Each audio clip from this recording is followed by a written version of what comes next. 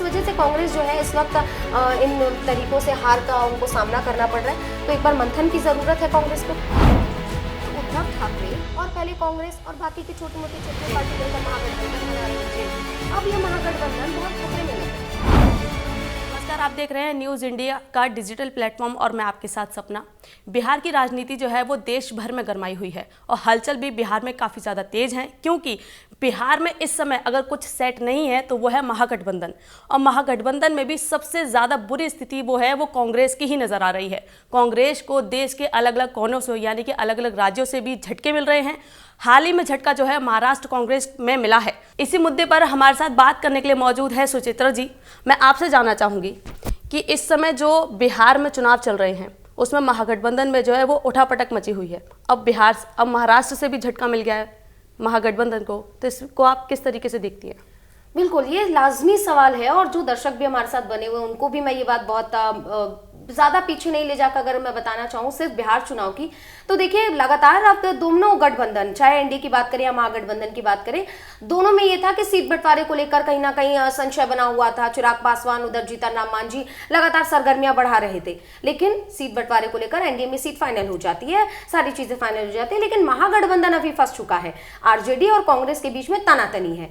इन सबके बीच में जहां पर ये लग रहा था कि बिहार चुनाव के बाद सपना की चीजें साफ होंगी और कहीं ना कहीं दोनों में और महागठबंधन एक मजबूती के साथ उभरेगा, लेकिन दर्शकों आप भी इस बात से रिलेट कर पाएंगे, ये चीज तो संभव नहीं हो पाई। लेकिन महाराष्ट्र में स्थिति बिगड़ गई। स्थिति इसलिए बिगड़ गई, देखिए क्या होता है कि कुछ दिनों पहले आप दर्शकों को भी याद होगा कि भाषा विवाद खूब प्रचलित था, जहां पर यूपी बिहार के लोगों को मारा पीटा जा रहा था मराठी भाषा बोलने, बिल्कुल मराठी भाषा बोलने को लेकर। तो उस वक्त क्या हुआ कि देवेंद्र फडणवीस ने तीसरी भाषा के तौर पर हिंदी को रखा। अब देखिए देश भर में आमतौर पर हिंदी भाषा बोली जाती है और हर कोई आजकल समझने लगा, लेकिन इसको लेकर एक नया विवाद महाराष्ट्र में खड़ा हो जाता है। उस महाराष्ट्र के भाषा विवाद ने दो भाइयों को 20 साल बाद मिलवा दिया, यानी कि उद्धव ठाकरे और राज ठाकरे को एक मंच पे लाकर खड़ा कर दिया। अब क्या होता है कि पहले उद्धव और कांग्रेस एक साथ मिलकर अपना आगे चुनाव लड़ने के बारे में सोच रहे थे, बीएमसी चुनाव भी वहां पर होने हैं। अब इसी को लेकर जब इन दोनों के बीच में चर्चा हुई और जब एक मंच पे दोनों भाई 20 साल बाद आए तो कांग्रेस को थोड़ा डर लगा। किस लिए डर लग रहा है उनको? डर इस बात का, देखिए क्योंकि उद्धव ठाकरे और पहले कांग्रेस और बाकी की छोटी मोटी क्षेत्रीय पार्टी मिलकर महागठबंधन बना रहे थे। अब ये महागठबंधन बहुत खतरे में लग रहा है, इसलिए क्योंकि पहले राज ठाकरे उद्धव ठाकरे से अलग हो गए थे, दोनों के बीच में बिल्कुल बातचीत नहीं थी, एक लंबा अरसा बीत चुका था। तब लग रहा था कि अब तो अलग अलग राजनीति होगी, तो कहीं ना कहीं राज ठाकरे अलग अपनी राजनीति कर रहे थे, अपनी अलग राजनीतिक रोटियां सेक रहे थे, उद्धव ठाकरे कांग्रेस मिलकर अलग सेक रहे थे।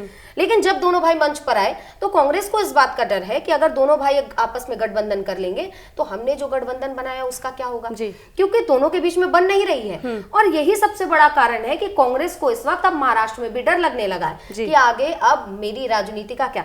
अब चाहे आप बाकी की जगहों की ले लीजिए, ऐसा देश में 3 राज्यों को छोड़कर कहीं ऐसा राज्य नहीं जहां पर कांग्रेस की सरकार हो। हिमाचल प्रदेश, कर्नाटक और 2 और राज्य हैं जहां पर कांग्रेस की सरकार है, इसके अलावा कहीं है नहीं। अब कांग्रेस अपनी जमीन तलाशने के लिए अलग अलग गठबंधन कर रही है।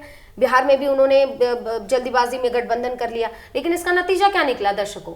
अभी भी सीट बंटवारे को लेकर कोई चर्चा नहीं है, मंथन ही नहीं हो पा रहा है कि कांग्रेस कितनों पे लड़ेगी और आरजेडी कितने पे लड़ेगी। हाल ही में इसमें वीआईपी का जो रोल सामने आया है मुकेश साहनी जी का, उनकी बात क्लियर हो गई है कि उन्हें कितनी सीटों पर चुनाव महागठबंधन जो है वो लड़वाएगा, लेकिन अभी तक कांग्रेस और आरजेडी के बीच में ऐसा कौन सा पेच फंसा हुआ है जो इनकी बातें क्लियर नहीं हो पा रही है अभी तक? बिल्कुल, ये बहुत ही अहम सवाल है जी।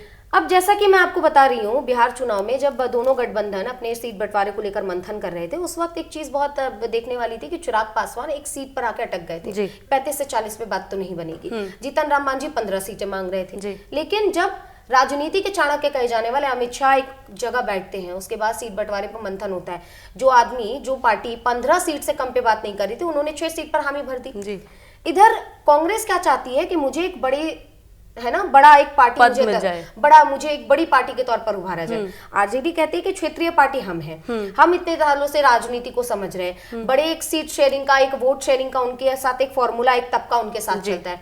कांग्रेस चाहती है कि कम से कम वो ऐसी इतनी सीटें उनको मिल जाए कि नेतृत्व जो है, क्योंकि कांग्रेस बहुत सालों से लीड करती हुई आई है देश को, तो उनके लिए कम सीटें मतलब उनके जो उनकी स्थिति है उसको छोटा बताना। जो जैसे कि मैम आपने बोला कि आरजेडी जो है वो काफी ज्यादा वॉल्यूम में या फिर ज्यादा तबके को कवर करती है, लेकिन जो आरजेडी का फॉर्मूला है MY उसमें कहीं ना कहीं एम पे तो कांग्रेस का भी फोकस है।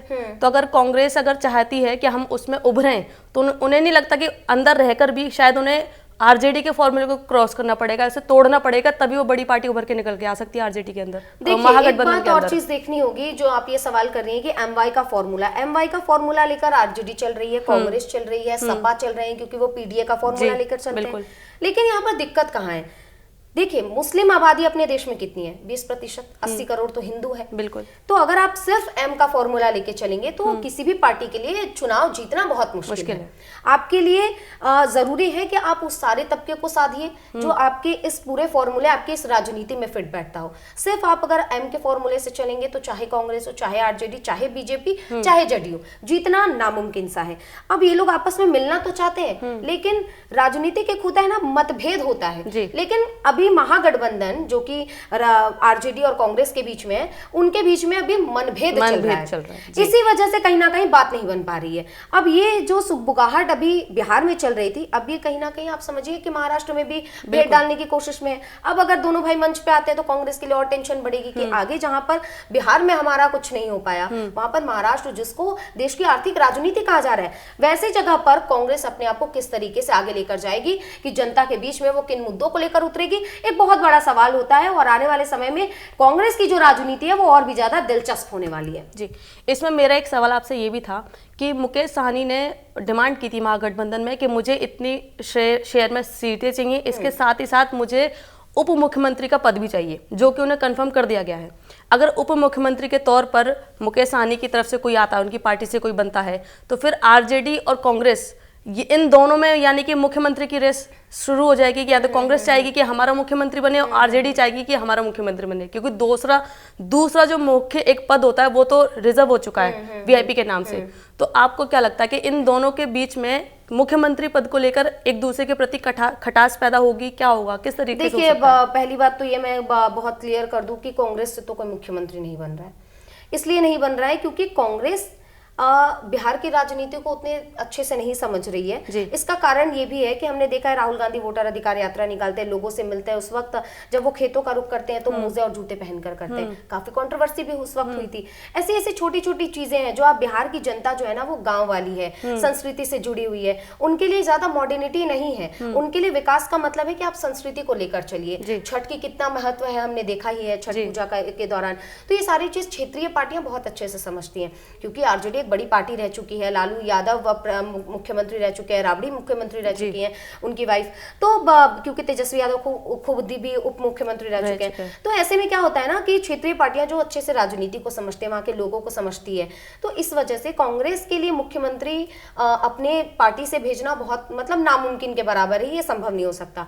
अगर महागठबंधन की जीत होती है तो मुख्यमंत्री आरजेडी से ही होगा और असंभवतः तेजस्वी ही होंगे।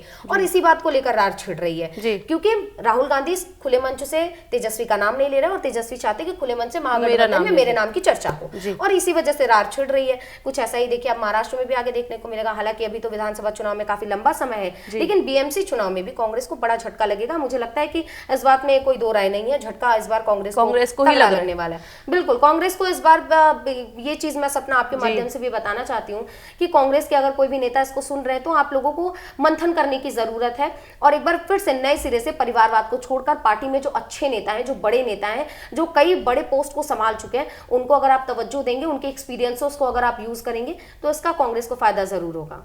हाल ही में जो कांग्रेस का महाराष्ट्र में जो सीन चल रहा है इस समय कि महाराष्ट्र कांग्रेस को जो झटका लगा है, उसका प्रभाव बिहार चुनाव में किस तरीके से पड़ सकता है? देखिए, कांग्रेस को जो इस वक्त बिहार में झटका ऑलरेडी लगा हुआ है, मुझे नहीं लगता महाराष्ट्र का बहुत ज्यादा असर पड़ेगा, क्योंकि कांग्रेस, लेकिन यह है कि आला कमानों का माइंड तो डाइवर्ट हो ही जाएगा बिहार से, एक तरीके से उनका थोड़ा चला जाएगा कि महाराष्ट्र में भी एक नई हलचल शुरू हो गई है। लाजमी बात है, क्योंकि जब आपके, हम एक तौर पे कह सकते हैं, जब आपके 4 बच्चे होते हैं तो चारों पर आपका ध्यान होता है, और वैसा ही है बिहार और महाराष्ट्र भी। तो साधने की कोशिश तो पूरी है, लेकिन कहीं ना कहीं मुझे नहीं लगता कि ये बहुत ज्यादा ध्यान आकर्षित करेगा, क्योंकि विधानसभा चुनाव में एक लंबा समय है और कांग्रेस को पता है कि उनकी जमीनी स्तर की राजनीति इस वक्त खत्म हो चुकी है। जनता के बीच में उनके जो मुद्दे हैं वो ठीक से पहुंच नहीं रहे, सिर्फ भाषाई स्तर जो गिरता जा रहा है उसको लेकर जनता में कहीं ना ना कहीं आक्रोश भी है। इस वजह से कांग्रेस जो है इस वक्त इन तरीकों से हार का उनको सामना करना पड़ रहा है। तो एक बार मंथन की जरूरत है कांग्रेस को कहीं ना कहीं। अगर मंथन सही ढंग से किया गया, नए सिरे से राजनीति को उभारा गया, तो मुझे लगता है कि कांग्रेस को आने वाले समय में जरूर 2029 में जरूर इसका फायदा मिल सकता है।